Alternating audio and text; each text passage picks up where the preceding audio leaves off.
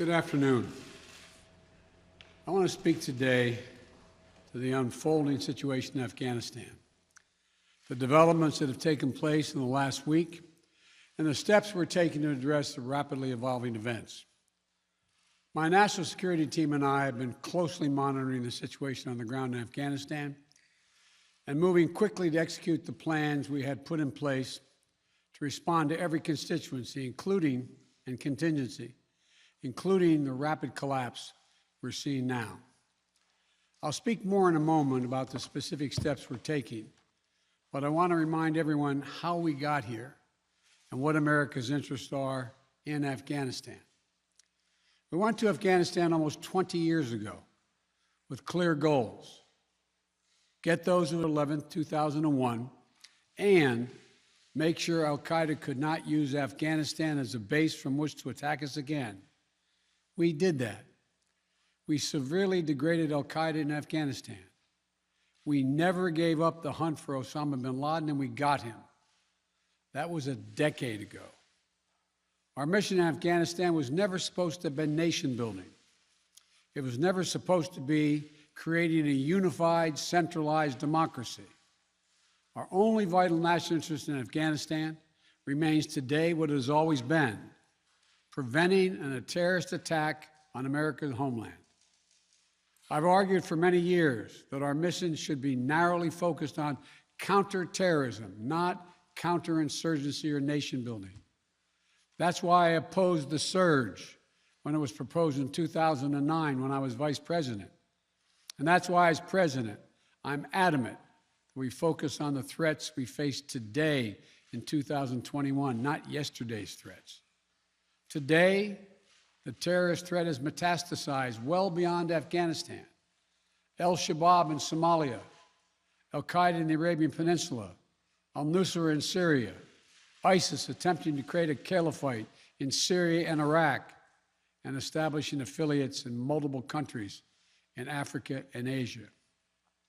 These threats warrant our attention and our resources. We conduct effective counterterrorism missions against terrorist groups in multiple countries where we don't have permanent military presence. If necessary, we'll do the same in Afghanistan. We've developed counterterrorism over-the-horizon capability that will allow us to keep our eyes firmly fixed on the direct threats to the United States and the region, and act quickly and decisively if needed. When I came into office, I inherited a deal that President Trump negotiated with the Taliban. Under his agreement, U.S. forces would be out of Afghanistan by May 1, 2021, just a little over 3 months after I took office. U.S. forces had already drawn down during the Trump administration from roughly 15,500 American forces to 2,500 troops in country. And the Taliban was at its strongest militarily since 2001. The choice I had to make as your president was either to follow through on that agreement or be prepared to go back to fighting the Taliban in the middle of the spring fighting season. There would have been no ceasefire after May 1. There was no agreement protecting our forces after May 1. There was no status quo of stability without American casualties after May 1. There was only the cold reality of either following through on the agreement to withdraw our forces or escalating the conflict and sending thousands more American troops back into combat in Afghanistan, lurching into the third decade of conflict. I stand squarely behind my decision. After 20 years, I've learned the hard way that there was never a good time to withdraw U.S. forces. That's why we're still there. We were clear-eyed about the risks. We planned for every contingency, but I always promised the American people that I would be straight with you. The truth is, this did unfold more quickly than we had anticipated. So what's happened? Afghanistan political leaders gave up. and fled the country. The Afghan military collapsed, sometime without trying to fight. If anything, the developments of the past week reinforced that ending U.S. military involvement in Afghanistan now was the right decision. American troops cannot and should not be fighting in a war and dying in a war that Afghan forces are not willing to fight for themselves. We spent over $1 trillion. We trained and equipped an Afghan military force with some 300,000 strong, incredibly well equipped, a force larger in size than the militaries of many of our NATO allies. We gave them every tool they could need. We paid their salaries, provided for the maintenance of their Air Force, something the Taliban doesn't have. Taliban does not have an Air Force. We provided close air support. We gave them every chance to determine their own future. What we could not provide them was the will to fight for that future. There's some very brave and capable Afghan special forces units and soldiers. But if Afghanistan is unable to mount any real resistance to the Taliban now, there is no chance that 1 year, 1 more year, 5 more years, or 20 more years of U.S. military boots on the ground would have made any difference. Here's what I believe to my core. It is wrong to order American troops to step up when Afghanistan's own armed forces would not. If the political leaders of Afghanistan were unable to come together for the good of their people, unable to negotiate for the future of their country when the chips were down, they would never have done so while U.S. troops remained in Afghanistan, bearing the brunt of the fighting for them. And our true strategic competitors, China and Russia, would love nothing more than the United States to continue to funnel billions of dollars in resources and attention into stabilizing Afghanistan indefinitely. When I hosted President Ghani and Chairman Abdullah at the White House in June, and again when I spoke by phone to Ghani in July, we had very frank conversations. We talked about how Afghanistan should prepare to fight their civil wars after the U.S. military departed, to clean up the corruption in government so the government could function for the Afghan people. We talked extensively about the need for Afghan leaders to unite politically. They failed to do any of that. I also urged them to engage in diplomacy, to seek a political settlement with the Taliban. This advice was flatly refused. Mr. Ghani insisted the Afghan forces would fight, but obviously he was wrong. So I'm left again to ask of those who argue that we should stay, how many more generations of America's daughters and sons would you have me send to fight Afghanistan's civil war when Afghan troops will not? How many more lives, American lives, is it worth? How many endless rows of headstones at Arlington National Cemetery? I'm clear on my answer. I will not repeat the mistakes we've made in the past. Mistake of staying and fighting indefinitely in a conflict that is not in the national interest of the United States, of doubling down on a civil war in a foreign country, of attempting to remake a country through the endless military deployments of U.S. forces. Those are the mistakes we cannot continue to repeat because we have significant vital interest in the world that we cannot afford to ignore. I also want to acknowledge how painful this is to so many of us. The scenes we're seeing in Afghanistan, they're gut-wrenching, particularly for our veterans, our diplomats, humanitarian workers, for anyone who has spent time on the ground working to support the Afghan people, for those who have lost loved ones in Afghanistan. and for Americans who have fought and served in the country, serve our country in Afghanistan. This is deeply, deeply personal. It is for me as well. I've worked on these issues as long as anyone.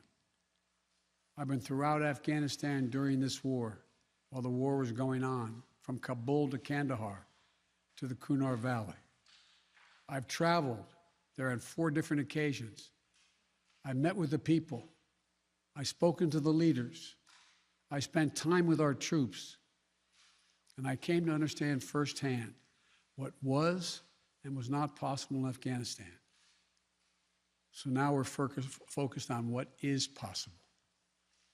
We will continue to support the Afghan people. We will lead with our diplomacy, our international influence, and our humanitarian aid. We'll continue to push for regional diplomacy and engagement to prevent violence and instability. We'll continue to speak out for the basic rights of the Afghan people, of women and girls, just as we speak out all over the world. I've been clear that human rights must be the center of our foreign policy, not the periphery. But the way to do it is not through endless military deployments. It's with our diplomacy, our economic tools, and rallying the world to join us. Now, let me lay out the current mission in Afghanistan. I was asked to authorize, and I did, 6,000 U.S. troops to deploy to Afghanistan for the purpose of assisting in the departure of U.S. and allied civilian personnel from Afghanistan, and to evacuate our Afghan allies and vulnerable Afghans to safety outside of Afghanistan. Our troops are working to secure the airfield and to ensure continued operation of both the civilian and military flights. We're taking over air traffic control. We have safely shut down our embassy and transferred our diplomats.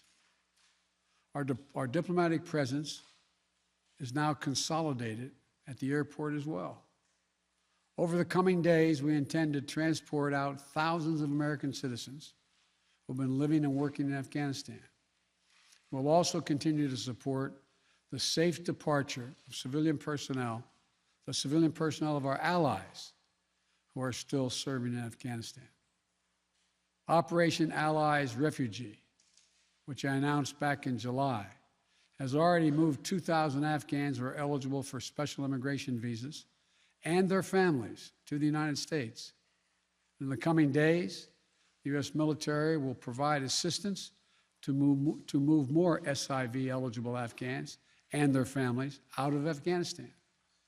We're also expanding refugee access to cover other vulnerable Afghans who worked for our embassy. U.S. non-governmental agencies, or U.S. non-governmental organizations, and Afghans who otherwise are at great risk, and U.S. news agencies. I know there are concerns about why we did not begin evacuating Afghans civilians sooner. Part of the answer is some of the Afghans did not want to leave earlier, still hopeful for their country. And part of it because the Afghan government and its supporters discouraged us from organizing a mass exodus to avoid triggering, as they said, a crisis of confidence. American troops are performing this mission as professionally and as effectively as they always do, but it is not without risks. As we carry out this departure, we have made it clear to the Taliban, if they attack our personnel or disrupt our operation, the U.S. presence will be swift and the response will be swift and forceful. We will defend our people with devastating force if necessary.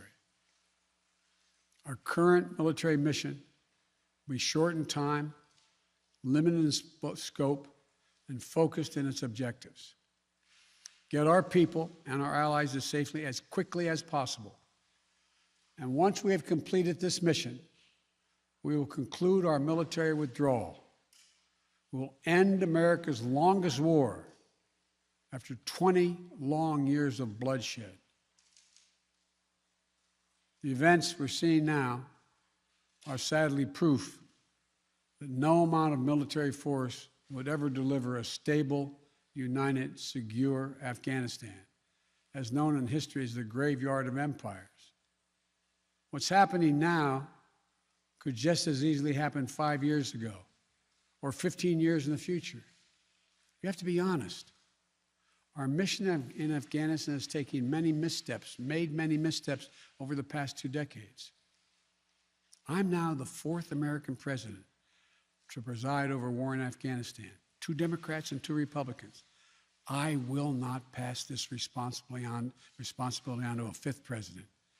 I will not mislead the American people by claiming that just a little more time in Afghanistan will make all the difference. Nor will I shrink from my share of responsibility for where we are today and how we must move forward from here. I am President of the United States of America, and the buck stops with me. I'm deeply saddened by the facts we now face. But I do not regret my decision to end America's warfighting in Afghanistan and maintain a laser focus on our counterterrorism missions there and other parts of the world. Our mission to degrade the terrorist threat of al-Qaeda in Afghanistan and kill Osama bin Laden was a success. Our decades-long effort to overcome centuries of history and permanently change and remake Afghanistan was not, and I wrote and believed it never could be. I cannot and will not ask our troops to fight on endlessly in another country's civil war, taking casualties, suffering life-shattering injuries, leaving families broken by grief and loss. This is not in our national security interest. It is not what the American people want.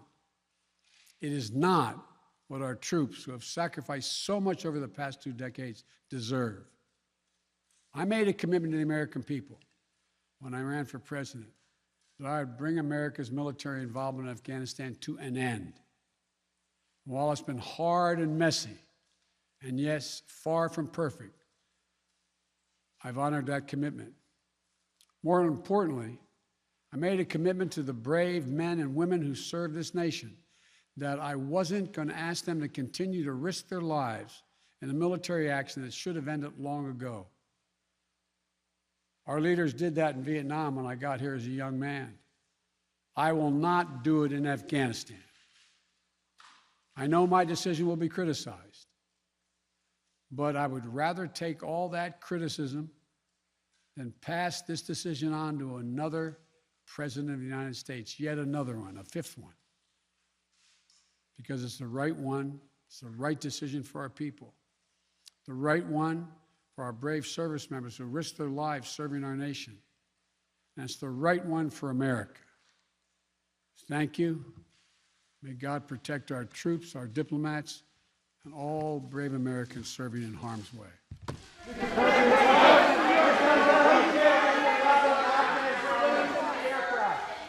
Mr. President, what do you make of the Afghans clinging to the aircraft?